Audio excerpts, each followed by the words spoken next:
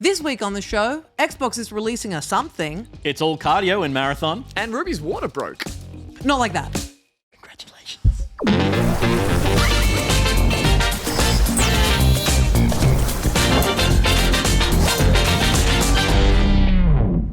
Hello and welcome to Back Pocket, where we get into the pants of all gaming news and reviews. And I am Ruby Innes, and I'm joined, as always, by my two dads, Peter and Gus. Hello, daughter. Hello, papas. It did disturb me the way that you said get into the pants and you like hooked both your Didn't you write that line hands you originally? picked up. No, that's an Adele. Adele that's an wrote Adele that. classic, Well, you know, I'm just like every other guy. I put my pants on one arm at a time. Going up from the bottom cuff as well. Yeah. That checks out. I wear pants wrong, basically. I've tried really hard to get good at wearing pants, but We don't need to bother on this show. Yeah, we're, a we're desk show all now. pantless today. We can Yeah. all be So, pantless. saving We're us. pantless, relaxed, not tired. How are you guys? so good. So good. Yes. What's happened? A crisis. Okay. Crisis alert, everybody. A crisis happened.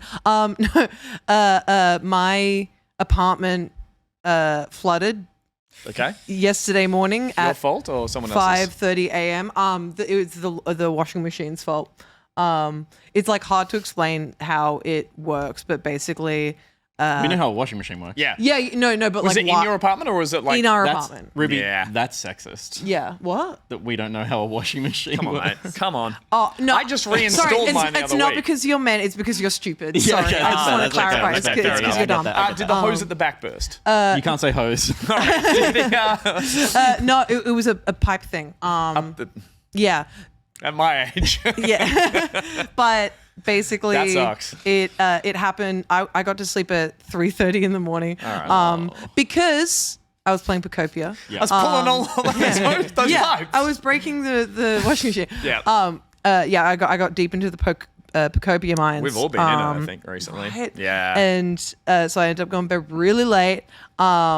And then just a humble 2 hours later, I get shaken awake by Oliver being like, wake up, your mama's I like, found a new Pokemon habitat. can you help? And I'm like, So Wait, can I ask a silly question to get ahead of your story? every question you ask is silly. Like, usually a washer bursts while it's functioning. Did you put the washer on late at night, or it was just like it just happened, the pipe burst because of pressure in the middle of the night? I wasn't going to explain it because it's super annoying, but our washing machine, there's something funky going on with it where, like, if you don't want water to keep gushing into the machine, which it obviously won't be accepting if it is not on, you have to turn the tap off. So you have the tap off because it's okay. a dodgy That's washer. a broken washing machine. Right, So we okay. And so usually it was on... tap on, tap off when we sure. need to use it. Yeah.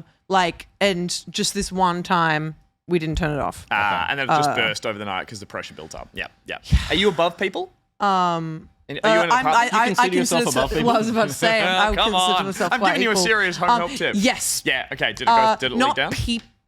I mean, they are people. They work there. We're above a business. Yeah. Oh, shit. That's trickier. Because I'm above... and also a business and the garbage. I'm top area. floor. Mine burst at one point. Just the hose at the back was getting rubbed against the wall and then eventually split. And then, it was all day it was leaking. And I came home to someone being like, hi, our roof is looking funky. And I was like, oh, shit. So it had gone the whole way through. So I know the pain. Yeah. But I just reinstalled my washer and I put new taps in and a new metal pipe instead of a plastic one. Would recommend. Recommend We just metal. turned tap off. You just have Post-it that falls off that says, turn me off, Turn tap please." off. All right, you fix We're moving soon, so it's like kind of just Someone like else's problem. Yeah, and such is life, you know.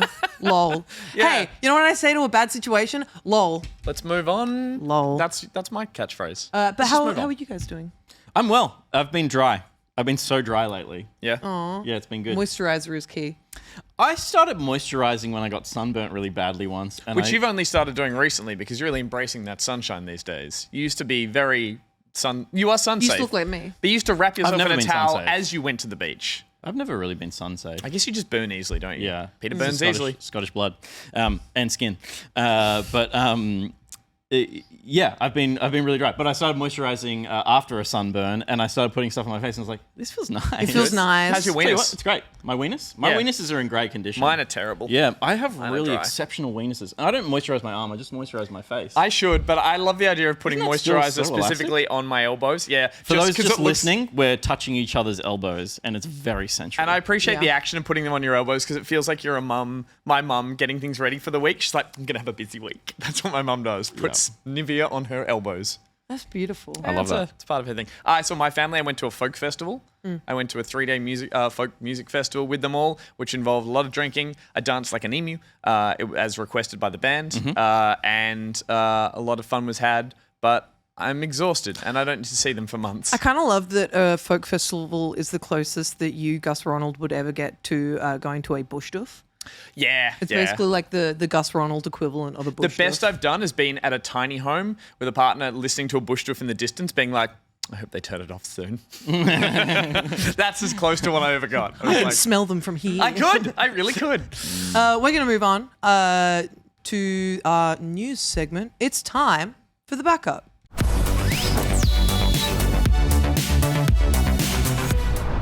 It's the backup where we talk about the hottest gaming news of the week, and it is, of course, brought to us by Reese Wild. the hottest sponsor. Patreon. Our hottest. Dad's in sync. I think you're all hot. But we're going to start off with probably the biggest news. But I wouldn't say it was the most marketed news, but it kind of is the biggest news, and that's the announcement of Project Helix from Xbox. Absolutely. So there is a new Xbox quote-unquote console coming, codename Project Helix. It is officially in development, says Microsoft. They teased the announcement ahead of the currently underway Game Developers Conference with a post on Twitter that was just a logo animation. But overnight, the company has outlined the future of Xbox and dropped some of the hardware spec for Project Helix. So we have a bit more information than we first started with. As reported by IGN, who are at the conference at GDC, the core features of the Helix are that it's a Xbox console and will play PC games. As rumored for a lot, I think. As rumored for a while. Yeah. You know, it's been obviously kind of the direction Xbox has been heading. It's powered by a custom AMD chip. So that's not news. AMD have been a core part of the Xbox lineup for a while now. It is built for next generation of neural rendering, which is an interesting point.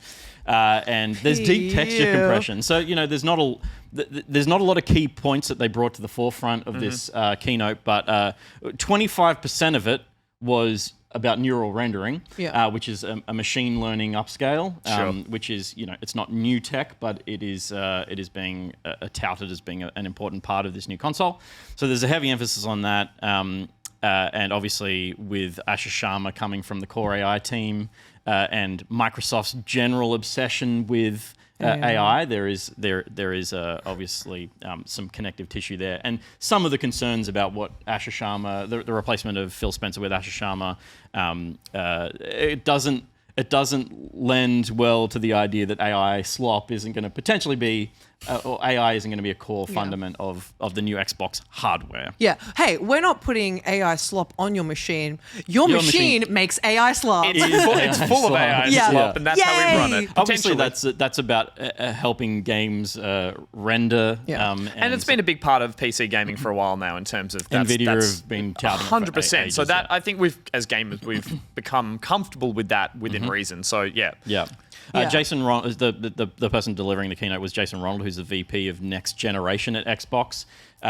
Some of the choice quotes out of the conference were that Ronald says, the days of people defining themselves as console, PC, mobile don't really exist anymore, so platform agnostic, and shared that an Xbox mode is coming to Windows 11 in select markets from April, and this sounds like it will function like SteamOS and the experience that's on the ROG Ally at the moment, which tends to suggest that Xbox mode is probably what the Project Helix is going to be built on, so that there's going to be ways to access a broader landscape, maybe even have Steam OS on it, maybe have like the Epic Store or publishers putting their own stores on the devices.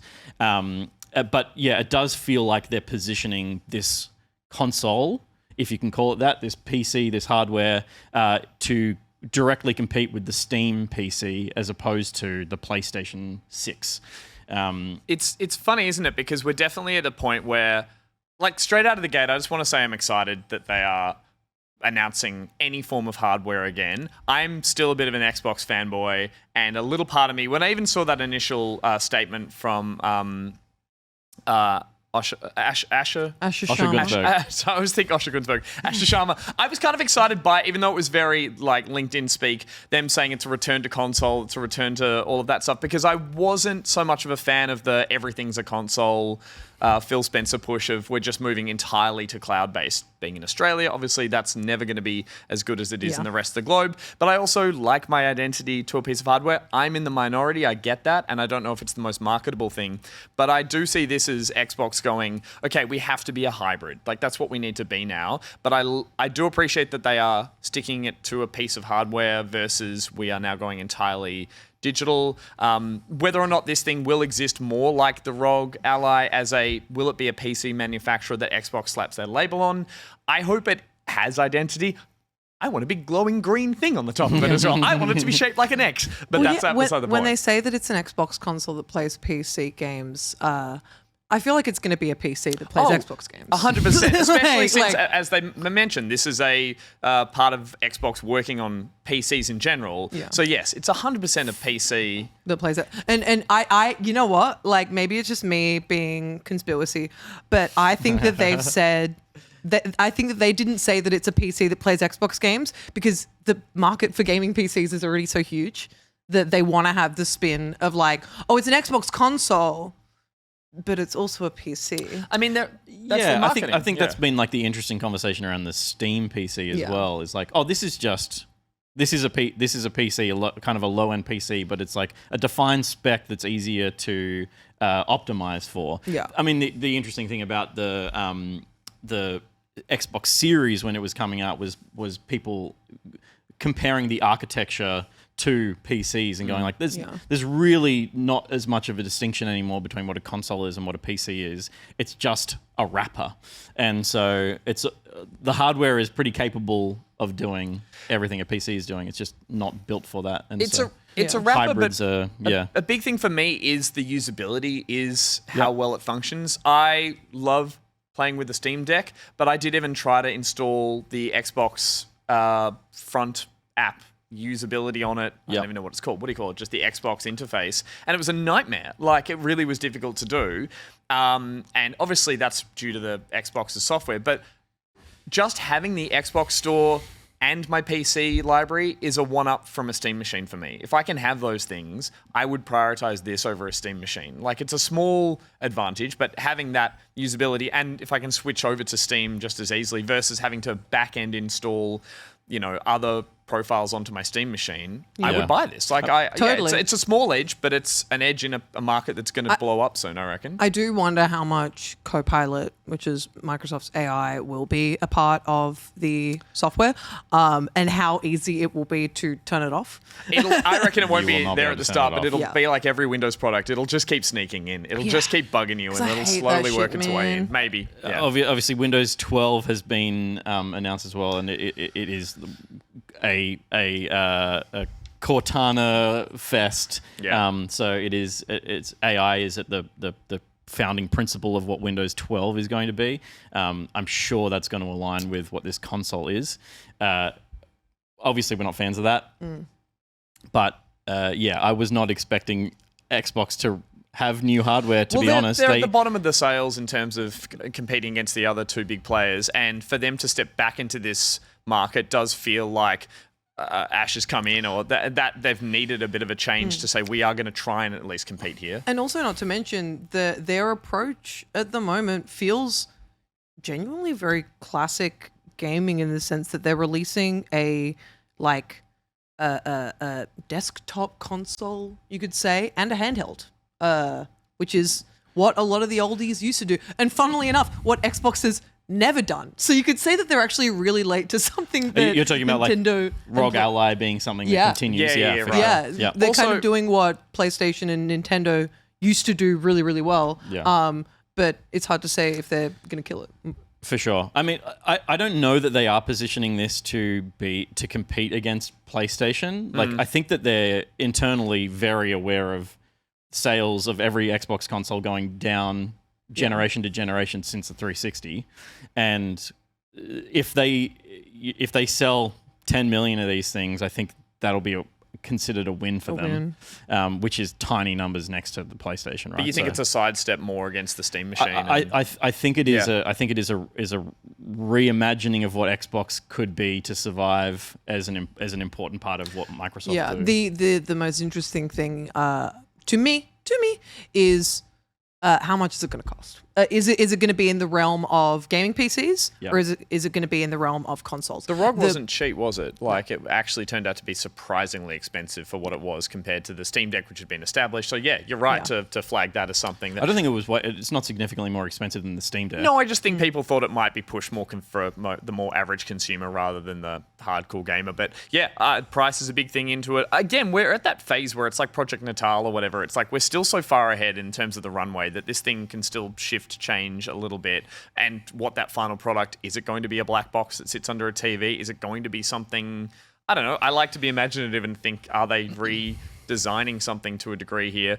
The last thing I'll say is that we're forgetting is it's about the games as well. And they stated that there really isn't that much left on Microsoft's catalog of games that are the must-have exclusives. Does this open the window back up to say... Well, that's not entirely true. Like, based on what they've purchased, what they've acquired, right? Sure. But because on a technicality, they could make COD an Xbox exclusive. Yep.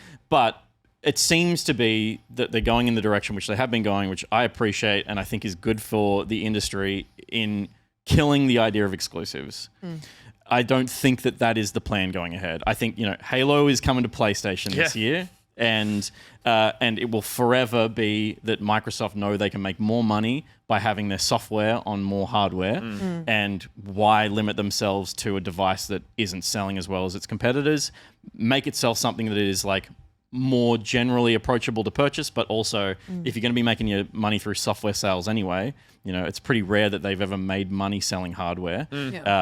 Just like flood the market with your owned IP. Yeah. Yeah. It's pretty which I'm interesting sure will be the considering there were reports recently that PlayStation were pulling back on releasing their games on PC.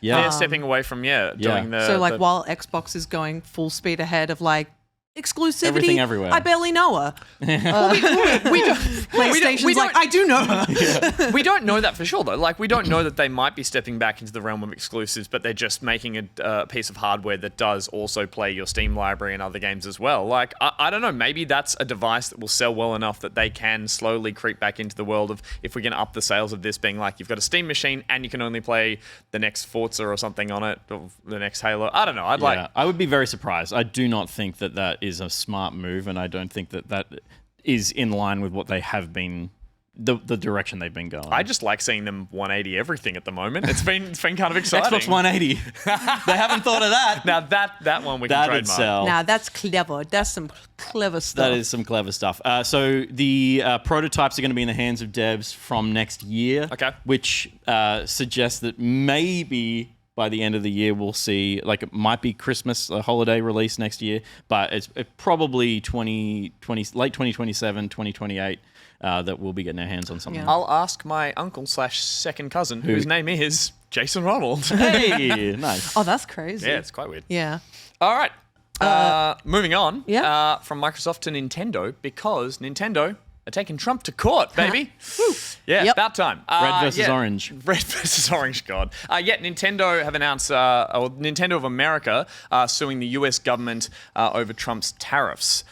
So this just hit the news that President Trump's tariffs, they were officially deemed illegal by the US Supreme Court back in February 20. And so what Nintendo of America are now doing, they're officially filing a complaint to the court, to the Supreme Court, with the intention of regaining the losses from the increased cost of the global imports. So I'll explain tariffs to you now. Yay. No, I won't do that. But basically, the thing that was really notable, especially for Nintendo, is that the tariffs had a big impact on the launch of the Switch 2 back in 2025. So what that meant is that they had to delay a whole heap of pre-orders. The manufacturing had to get shuffled between China and Vietnam because that was the impact of the global purchases that were being brought stateside.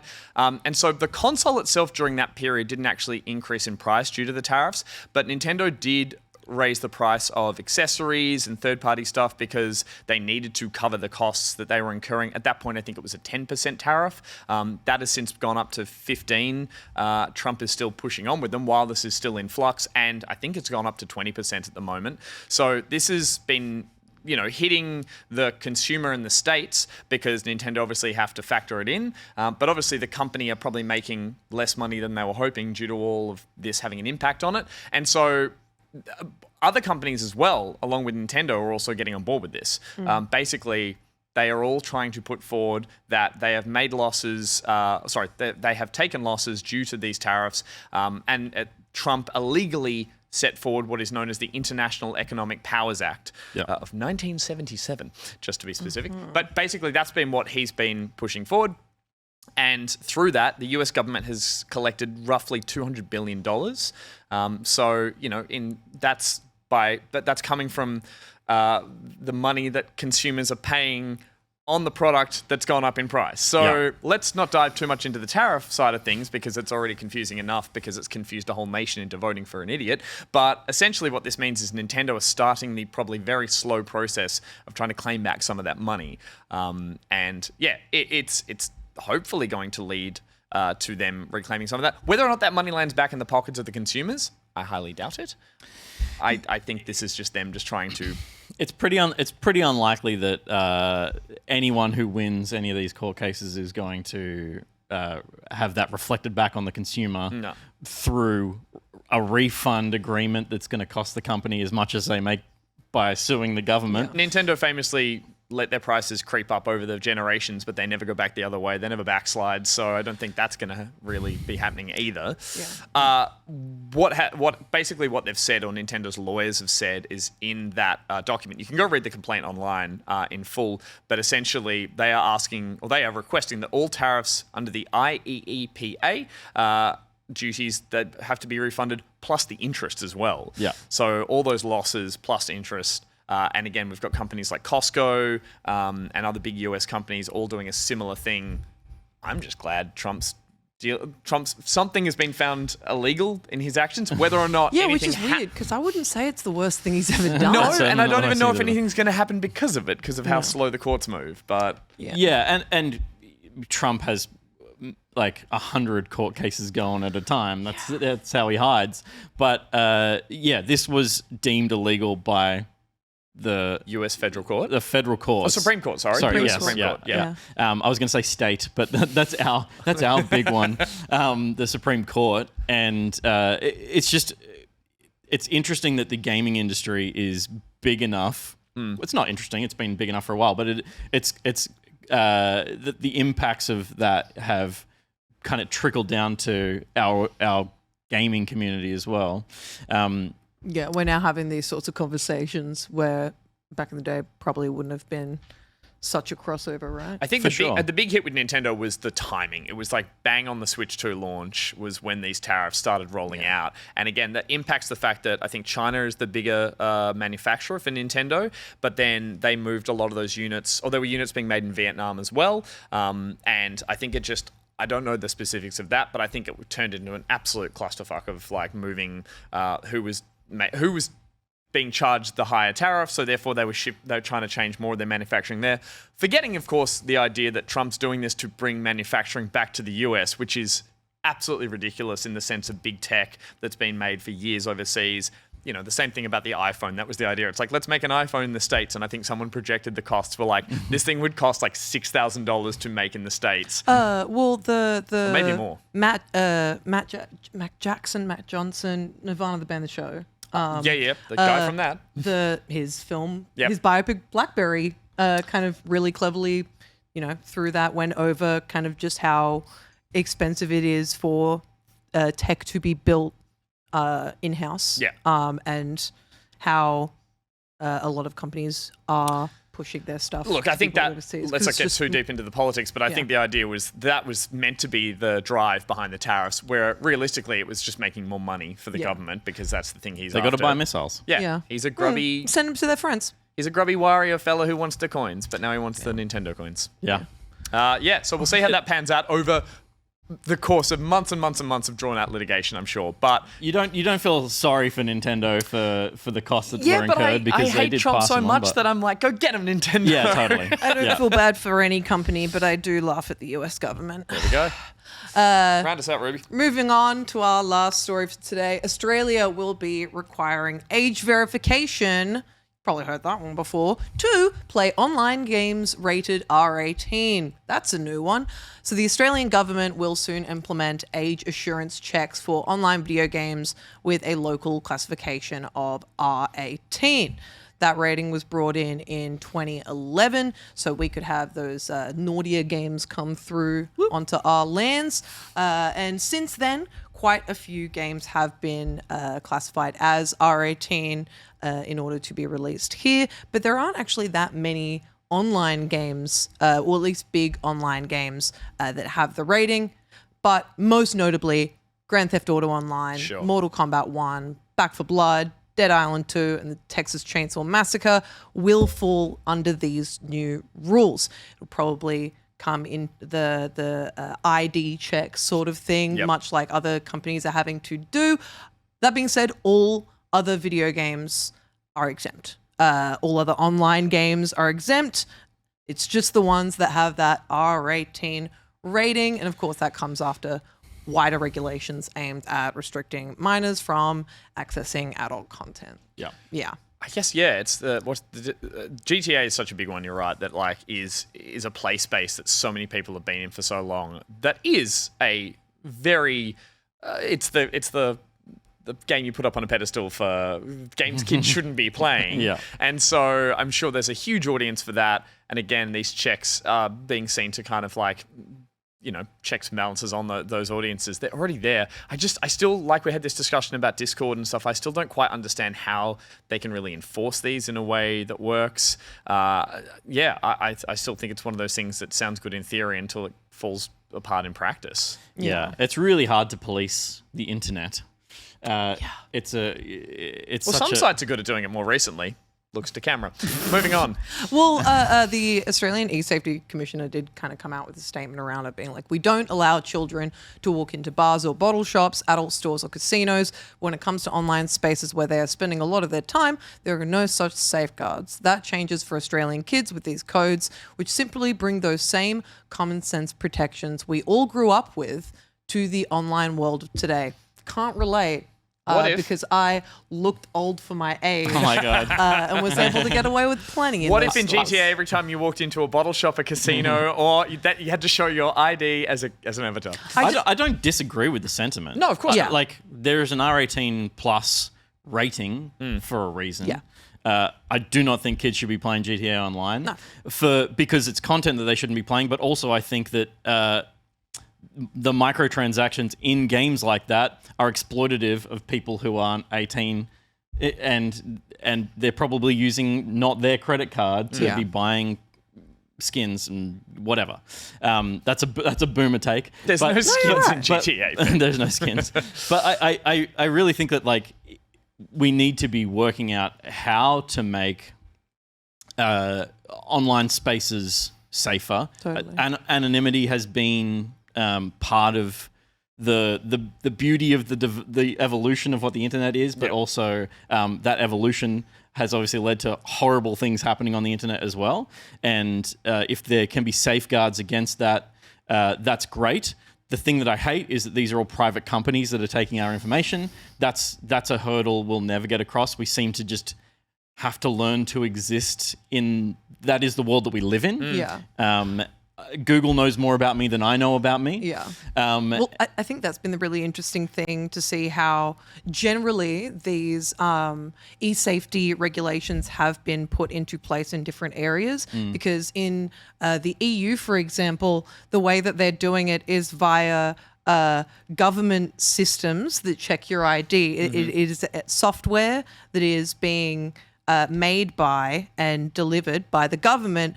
Meanwhile, in Australia, they are making these rules and regulations, but in terms of how they're actually carried out, like the ID checks and stuff, they're pushing it back onto the companies. And so it's third-party software that is being used for these checks. It is, yeah, there's a sort of irresponsibility there to be like, we're setting up these goalposts that we need you to fit through versus, you're right, in Europe, coming up with those systems, coming up with those technologies and making them have to bend over backwards to work towards your systems feels like the only way this is going to move forward in a unified sense. Because, yeah, everyone's going to come up with different ways of checks and balances. There's going to be clashes, leaks, all sorts of things are going to go wrong, as we've seen in the sort of tech world in terms of security breaks and all that kind of stuff. So, yeah, of course, Europe's leading the charge, but... We don't... Maybe it's because I've grown up with it. I don't want to see the internet become a place where you need a license to use it. Yeah. A government-issued license.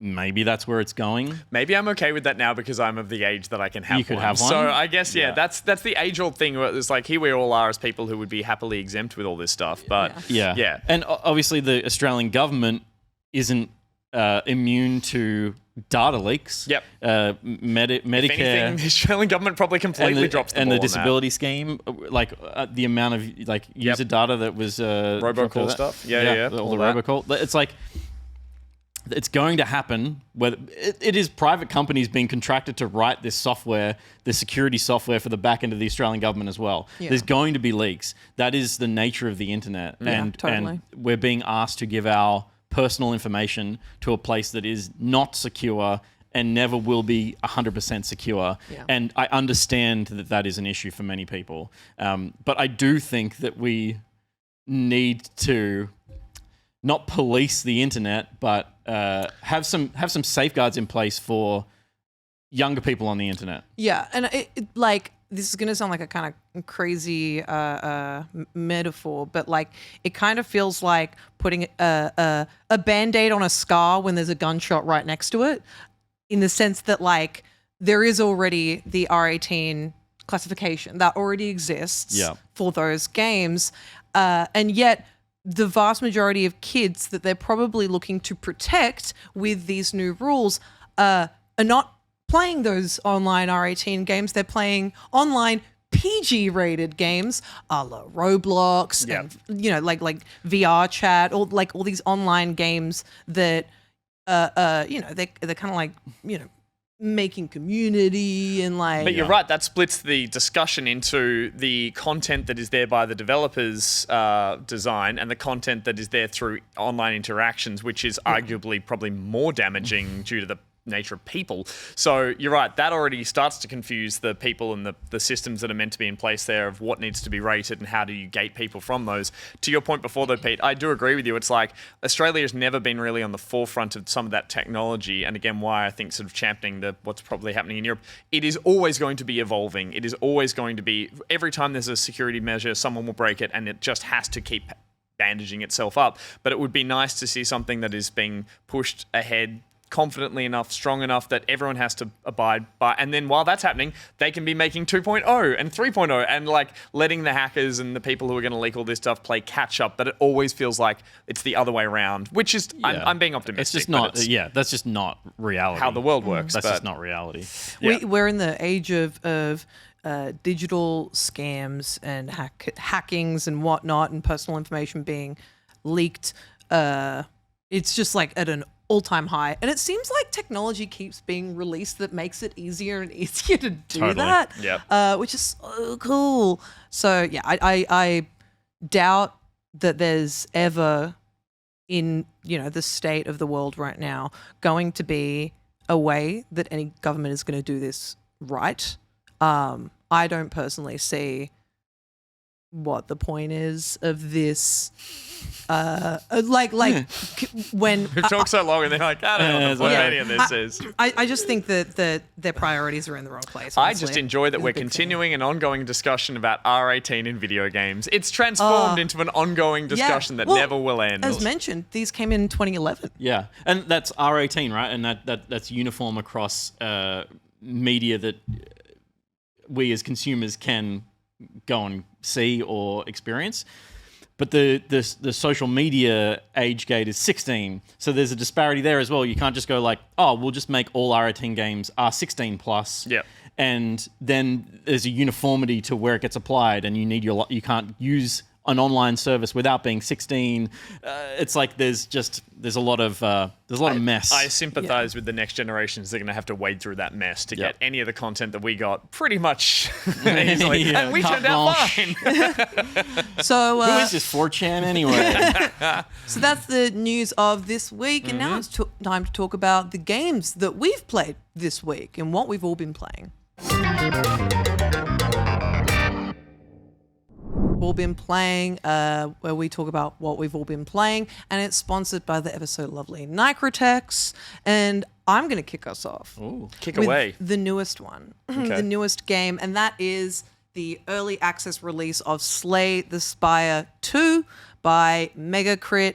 Came out Last week? last week. Yep. Like March a little less than last week, and it is obviously the much awaited sequel to the roguelike deck builder of all roguelike deck builders. It's probably the one that got you, the girl reading this, into roguelike deck builders. Wasn't for me, it was Balatro, but I loved the first Slay the Spire. I was a big fan. It's got that game loop that just feels so good, even though I didn't get on to it for a very long time. But once I saw this one was coming out, I was very excited to get amongst it. There's a lot of new stuff that they've brought into here. Obviously, it's still in early access, so you're seeing a lot of like placeholder art, which has been, for me at least, very charming. There's some stuff that's just, it looks like it's done in like Microsoft Paint, and it's bloody delightful. But of course, it's still in early access, so there's still stuff being ironed out and kinks being ironed out. But ultimately, from my experience of this game so far, it's ticking all the boxes that the original Slay the Spire already ticked. And, you know, despite there being some placeholder art here and there, the official done art in it is beautiful and definitely a step up from the original game. But the big difference between the first one and this one is that there's new characters, something called ethos, and there's co-op. So there, as we can, as you know, I mainly got the experience out of.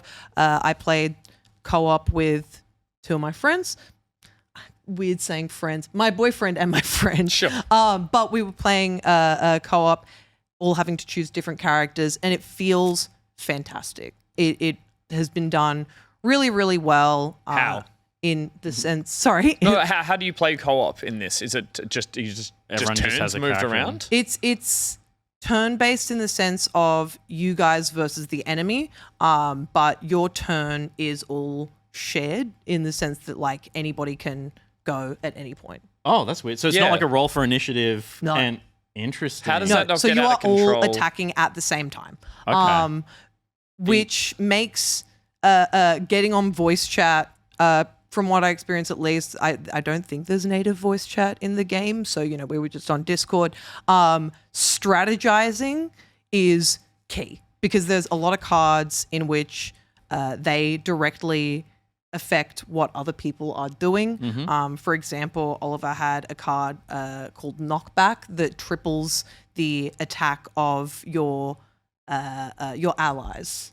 So he was playing that first, letting us know on voice chat that he was playing it first, so then we could all kind of plan our attacks based on that. That seems very Chaotic. messy. It is. I think it works well, though. So have you all got separate mana pools and cards you're playing? Yes. So while I didn't test trying to see if two of us could play the same character, so I'm not 100% sure. We all played different characters. Yeah. And therefore all have different strengths and different weaknesses. When it comes to pulling relics, which are like the ongoing effects throughout the run, there's certain treasure pools where there's 3 relics to choose from, and you guys have to decide which relic each person Is that will get a to voting take. system, or one person gets to click, or is it like One, you can literally you can just grab. swipe it if you want. That's wild. And That's fun though. Yeah, no, I think that seems like probably what they've done here. Because I was like, are you more powerful playing in co-op than like if you were playing this single How's it player? balanced? Yeah. well, I'd say yes, as well.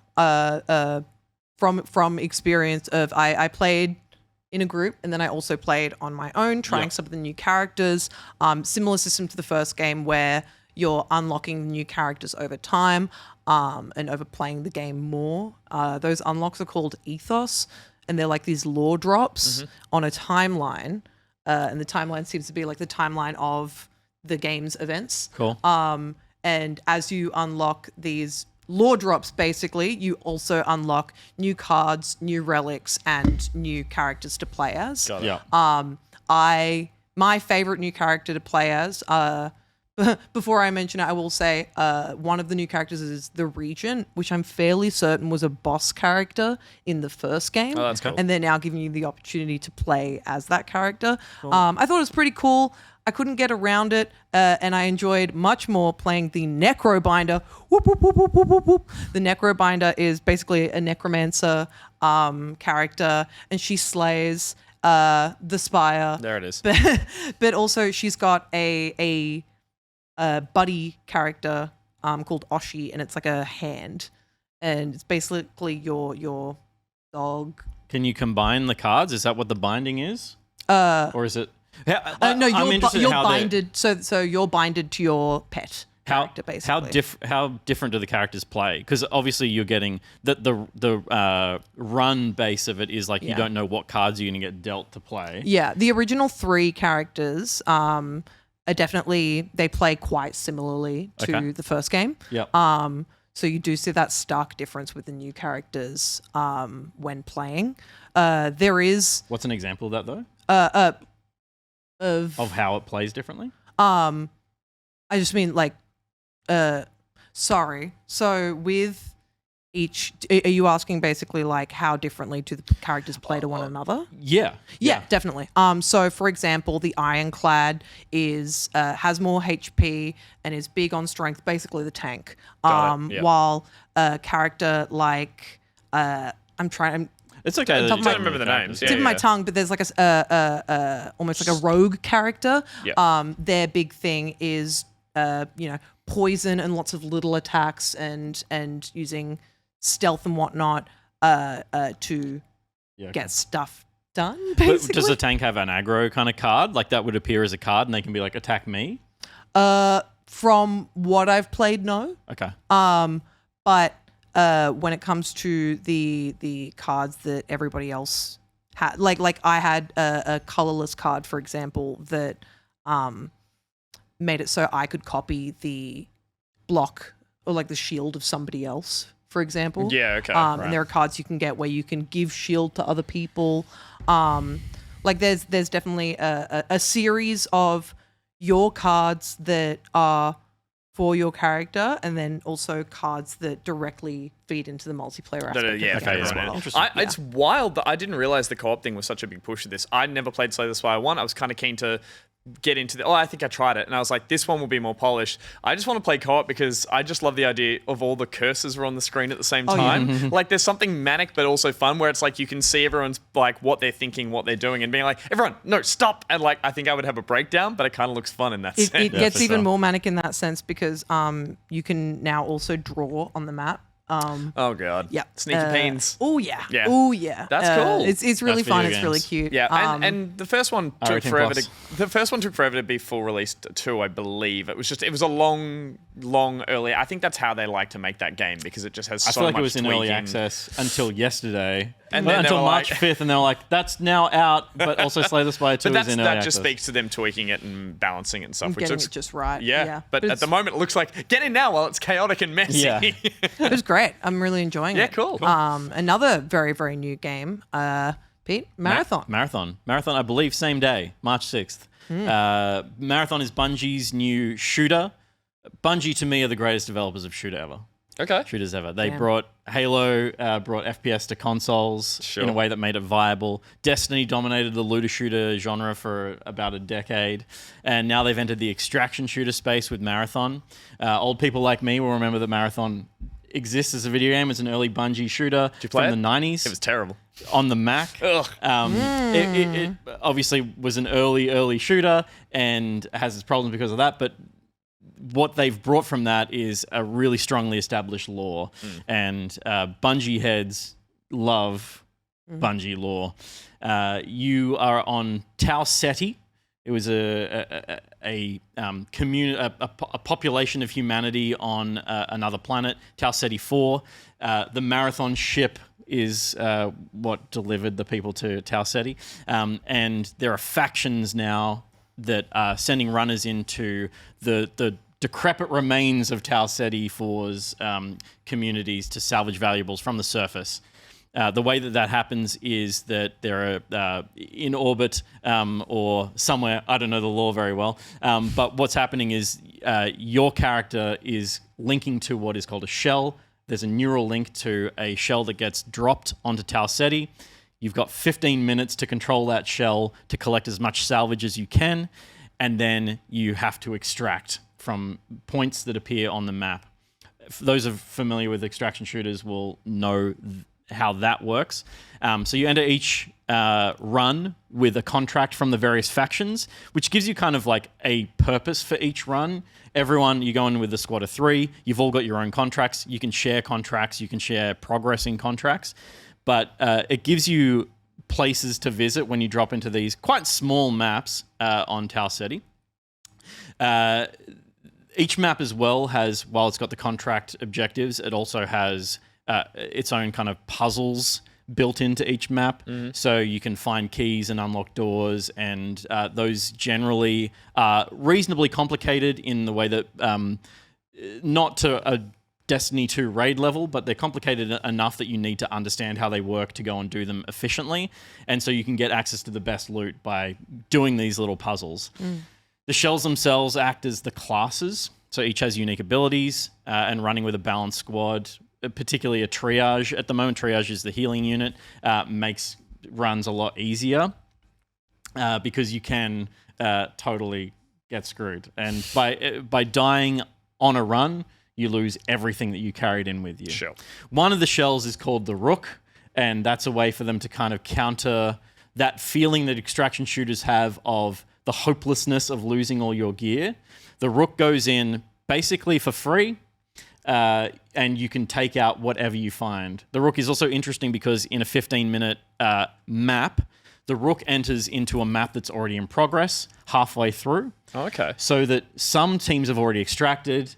A lot of the good loot has already been taken. However, you have access to the scraps and the remains and a better opportunity to jump in there, find little bits and pieces, and sneak your way out again. Is that the one that's only available in solo? I saw there was a It is only solo. Yeah, so there are trios running around, but if you want to play solo, you can play as the Rook. And again, sorry, just the advantage is you leave with everything regardless of extraction? No, you don't leave with everything regardless. You just have an opportunity to enter a map that's already underway and not full of people. Yeah, okay. And pick up the scraps and get out. And you go in there for free. You take a kit in that hasn't come from the value of your vault. Yeah, right. So you have reasonably decent gear going in, so you have an opportunity to salvage stuff. And if you get into combat, you have a chance to survive. Does it have any Does it have any good perks as a class or as a shell that its abilities? It has the ability to stay hidden. So the idea is to go and sneak. Yeah, cool. You don't go invisible, but you can like hide yourself from enemy detection in a way. You collect as much loot as you can, or as you feel comfortable carrying. You might get something really good right at the start and want to leave and put that in your vault. But then you head to extraction zones, which are drip fed throughout the 15-minute window. They're not there at the start. They start appearing. And then later in the map, more complicated extractions appear. So you might need to have collected a key to use that extraction. You might need to, it might be a defended extraction point. So the PvE element of the game impacts it, so you get shot by robots as you're trying to extract. They're tough. They are tough. A patch happened last night, which made them a little easier to manage. Oh, thank God. But they are still tough. And the roguelite element of the game comes in the form of the seasonal upgrades that you collect through the faction career paths. And so by completing contracts for factions, you level up in those. By by salvaging particular items, you can then spend credits and those items to buy upgrades for the season. Got it. So each faction has a skill tree. You can basically build into that skill tree. When I say skill tree, it's typically things like, oh, you have the ability now to buy this gun as opposed to just find and salvage it. Sure. Or you can, you have some of the best upgrades are the first contracts, which are like better management of your stamina, which is an overheat in this game because your units your kind of robot shell overheats.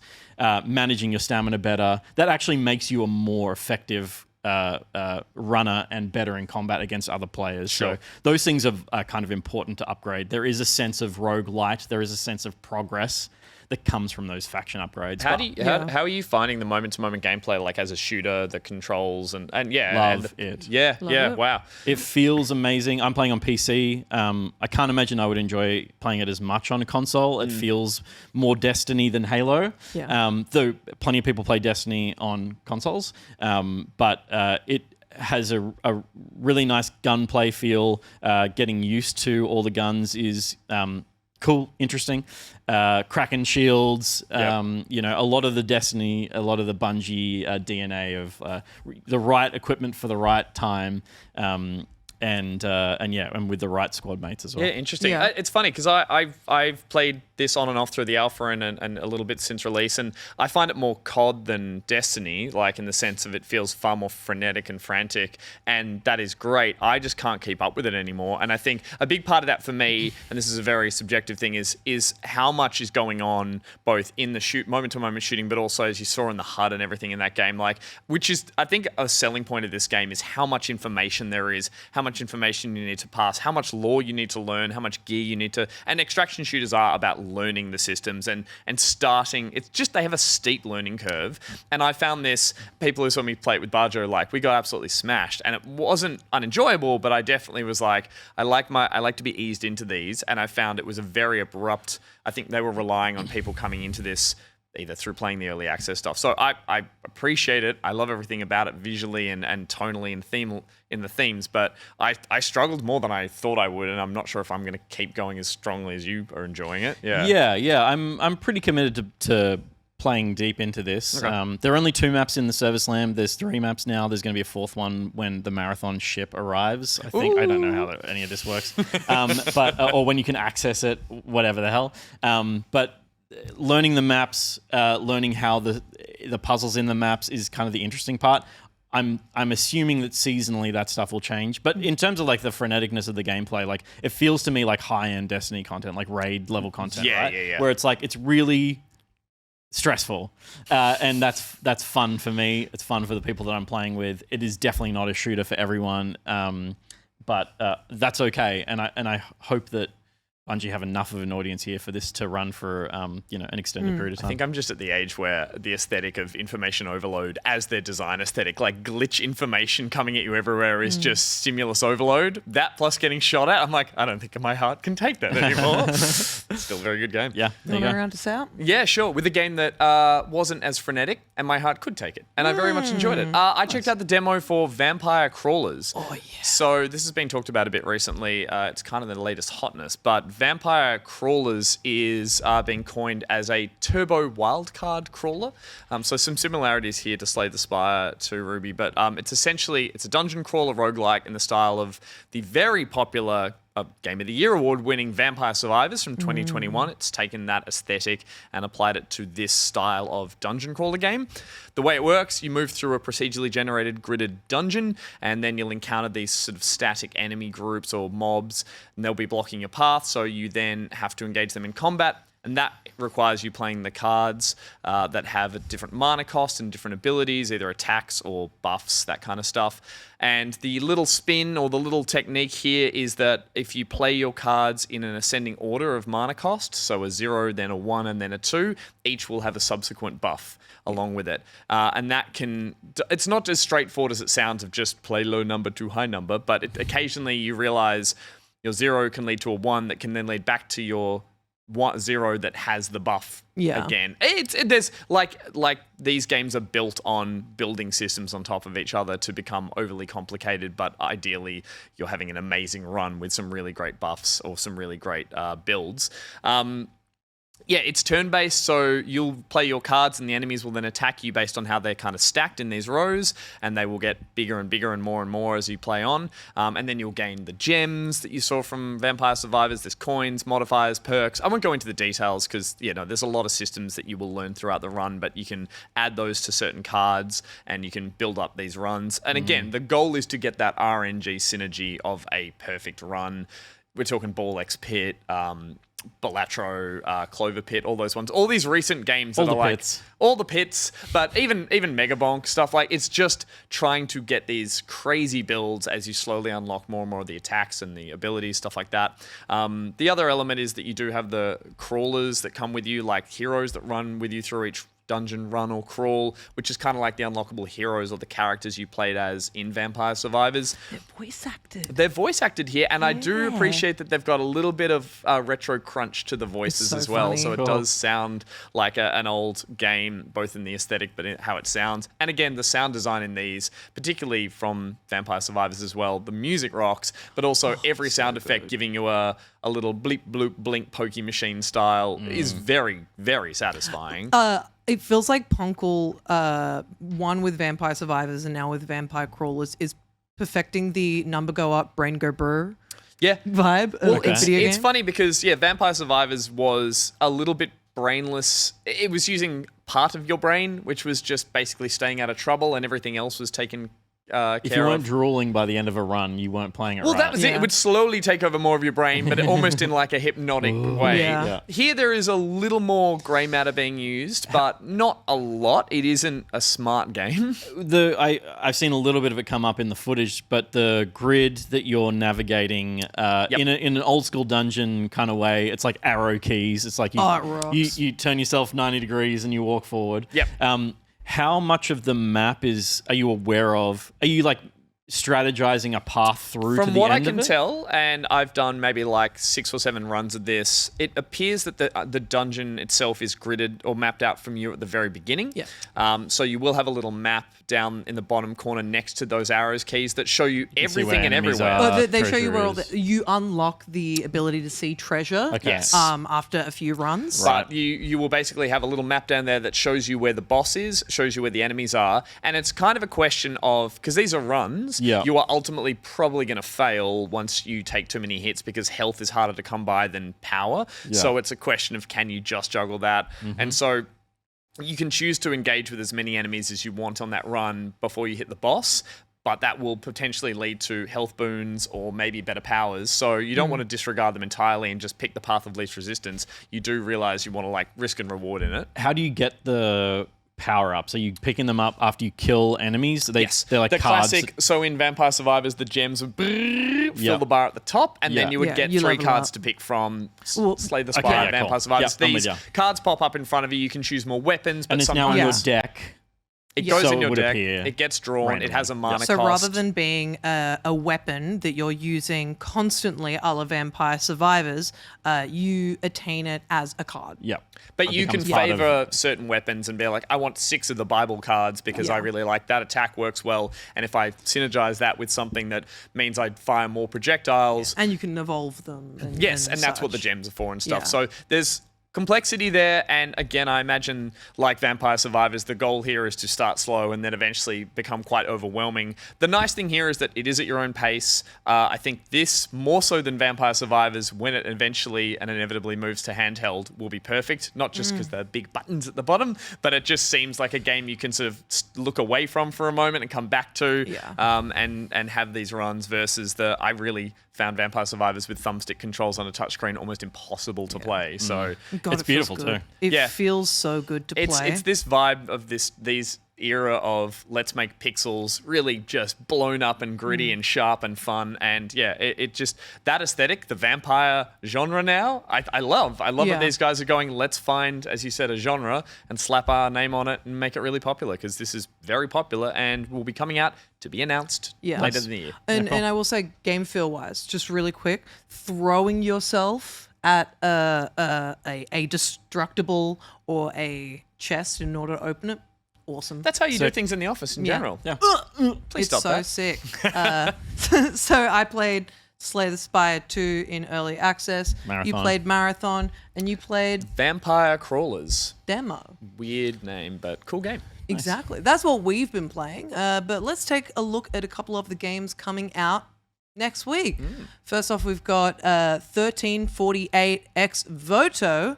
First-time development studio Sedlio is bringing us a cinematic medieval action-adventure game about Aita, a young knight-errant sporting a serious bowl cut who's on a quest to save her closest companion, Bianca. It's giving Kingdom Come Deliverance meets a Plague Tale, and it looks stunning. Very cool. Come Deliverance. Beautiful. This era is making a real comeback of like, let's go gritty, dark, realistic, a small nick of a sword will kill you.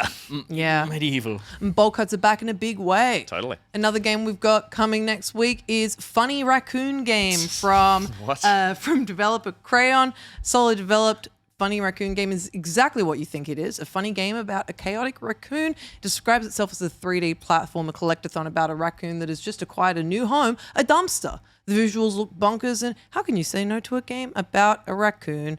So what are you most looking forward to? Let us know in the comments. Ruby, I assume clearly- the developer's called Crayon because they eat crayons. Yeah. Your brain made a game, Ruby. Well done. It's really good. It'll let me live up. No, I won't say that. Well, obviously, digital media is thriving, but It print is. media is dead. Or is it? Not according to veteran game journalist Mark Serrels, because What a segue. he's releasing a new physical magazine called Continue. Here's what he has to say about it. Ooh.